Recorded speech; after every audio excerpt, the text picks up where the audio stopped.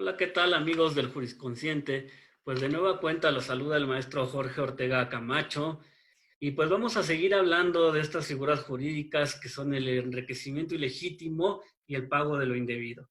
Ya en el anterior video pudimos hablar de cuál es la diferencia entre una figura y la otra. Y recordando rápidamente decíamos que en el pago de lo indebido hay una causa por la cual yo realizo un desplazamiento en el patrimonio que enriquece a la otra persona, en este caso al demandado, y que por error yo lo hice. Posteriormente dijimos que en el enriquecimiento ilegítimo no existe esa causa, simplemente existe el error por el cual yo realizo ese pago.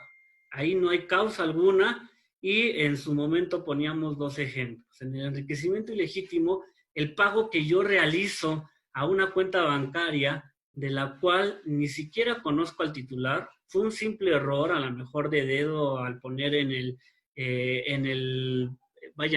donde se tiene que poner la cuenta vía internet, para hacer el depósito o la transferencia, yo puse un error de más, un número de más, y entonces ahí fue cuando yo hice ese desplazamiento por puro error.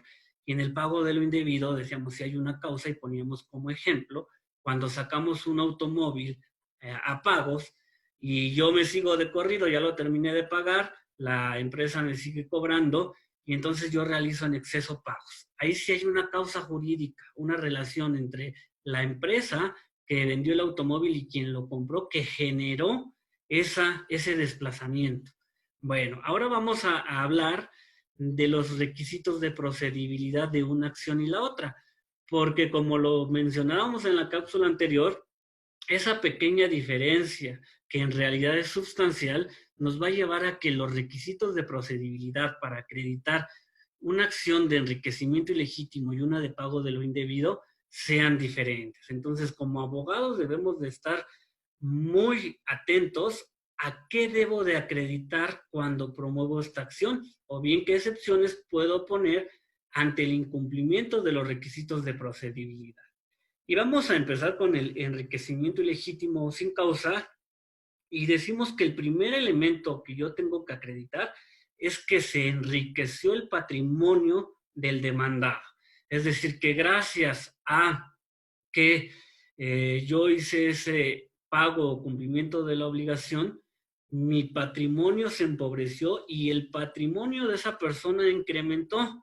Ahí vamos a decir en el ejemplo que estamos manejando, si yo hago el depósito en una cuenta errónea, a lo mejor yo hago una transferencia por 50,000 pesos, me equivoco en alguno de los números de la cuenta bancaria o de la clave y ese depósito le llega a una persona que yo ni siquiera conozco. En ese supuesto, nosotros vamos a tener que acreditar ese desplazamiento, es decir, que se enriqueció el patrimonio y que no hay relación con esa persona. ¿Cómo lo voy a acreditar yo? Pues con diversas probanzas. Podría ser una documental consistente en el reporte de la transferencia, el estado de cuenta, a lo mejor mandar a solicitar incluso el estado de cuenta del demandado. Se me ocurre en la confesional hacerle preguntas tendientes a establecer si recibió esa cantidad de dinero, si hubo ese incremento, testigos que pudieron haber presenciado los hechos, en sí buscar diferentes cúmulos de prueba que nos ayuden a acreditar este primer elemento, que lo reitero es el enriquecimiento del patrimonio del demandado. El segundo de los elementos va a ser el empobrecimiento del actor, es decir, a causa de ese enriquecimiento que se realizó en el patrimonio, en el pecunio del demandado, yo me empobrecí. Es decir, van muy relacionados el primero y el segundo de los elementos.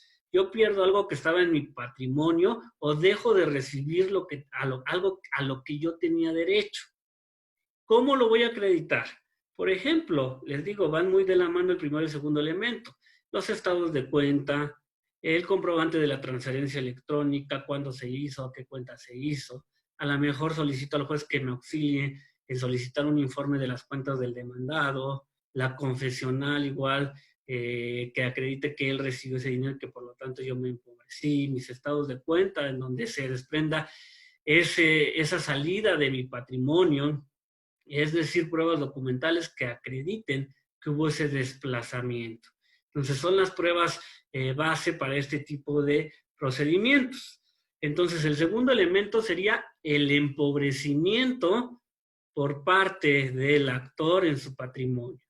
Es decir, que hubo un empobrecimiento gracias a ese cumplimiento que yo realicé o ese pago que realicé por error.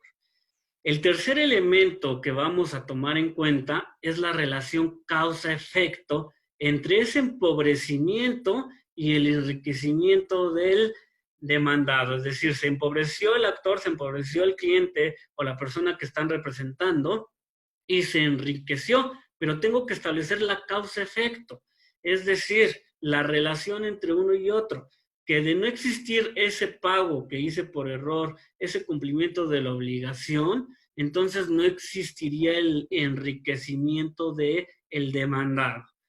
¿Cómo lo voy a acreditar? Pues igual, va de la mano con los anteriores. La documental que demuestre que la cantidad que salió de mi cuenta se depositó en la cuenta del demandado. La confesional, la testimonial, es decir, hay que hacer una manipulación de probanzas para que acrediten esto. Ok, ahora, vámonos al último elemento.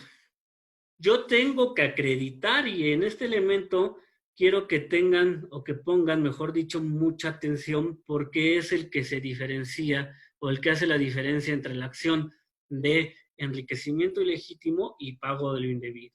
¿Por qué? Porque en este elemento, hablando del enriquecimiento ilegítimo o sin causa, yo tengo que acreditar que no existe una causa jurídica del desplazamiento patrimonial. Recordemos que en la anterior cápsula establecíamos que en el enriquecimiento ilegítimo no hay causa del desplazamiento, es decir, que se hizo por un simple error, que no hay causa contractual o extracontractual, por lo que el empobrecido no tiene otro medio para obtener una indemnización.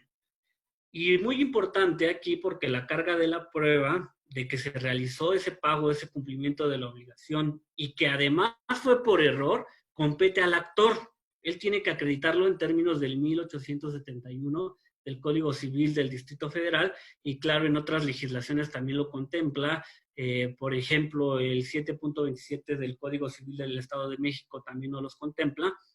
Y entonces, yo tengo que acreditar en este último elemento de la acción tanto que se realizó el desplazamiento como que no existía causa jurídica, es decir, el error, a menos que el demandado, al contestar la demanda, reconozca que recibió el dinero y entonces ahí se revierte la carga de la prueba para que ese demandado sea quien acredite que el pago era indebido.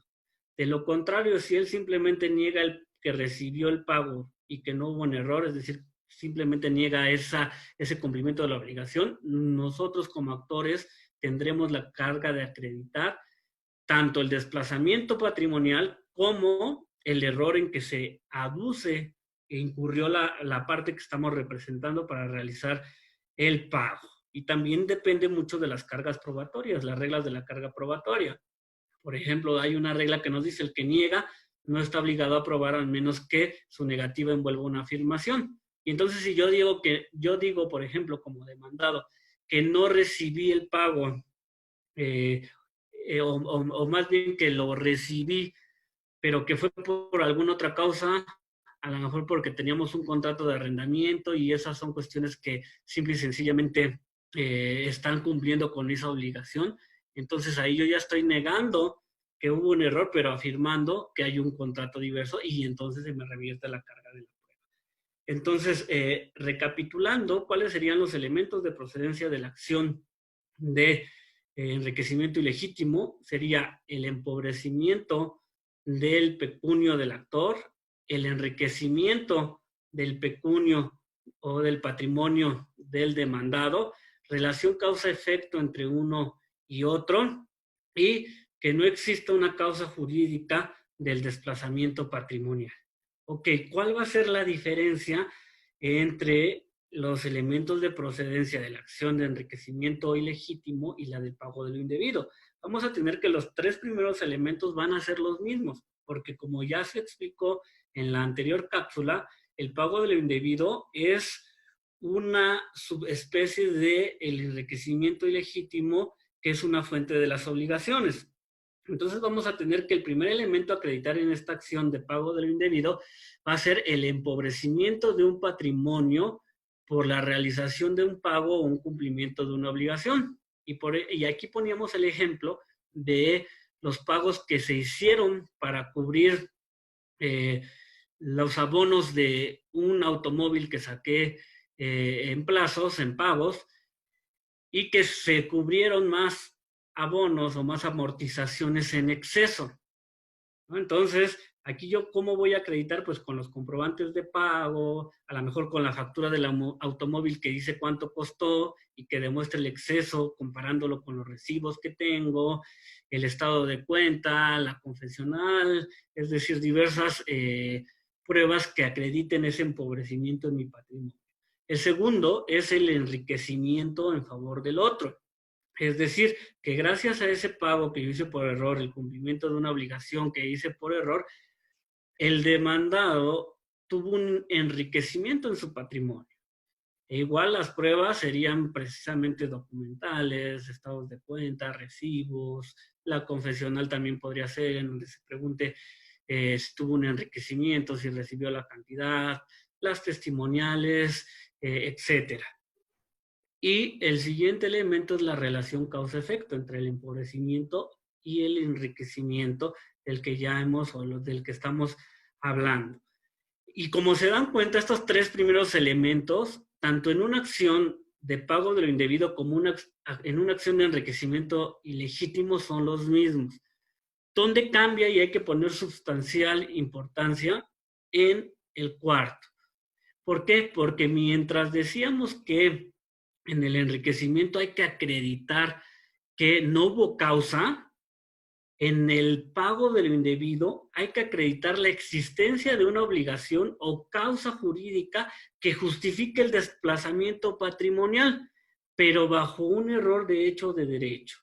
Es decir, que yo no tenía la obligación ya de hacer ese pago porque ya estaba cumplida la obligación, porque ya estaba extinguida, y entonces yo cometí un error, pero sí hay una causa jurídica. Por ejemplo, en este caso, la relación contractual que tenía con quien me vendió ese automóvil. Y entonces ahí vemos la principal característica que tiene una acción y la diferencia con la otra, y que entonces repercute en los elementos de procedencia de la acción y que como abogados tenemos que tener muy claros para acreditarlos uno por uno y ver la diferencia para saber cuándo voy a promover una acción y cuándo la otra.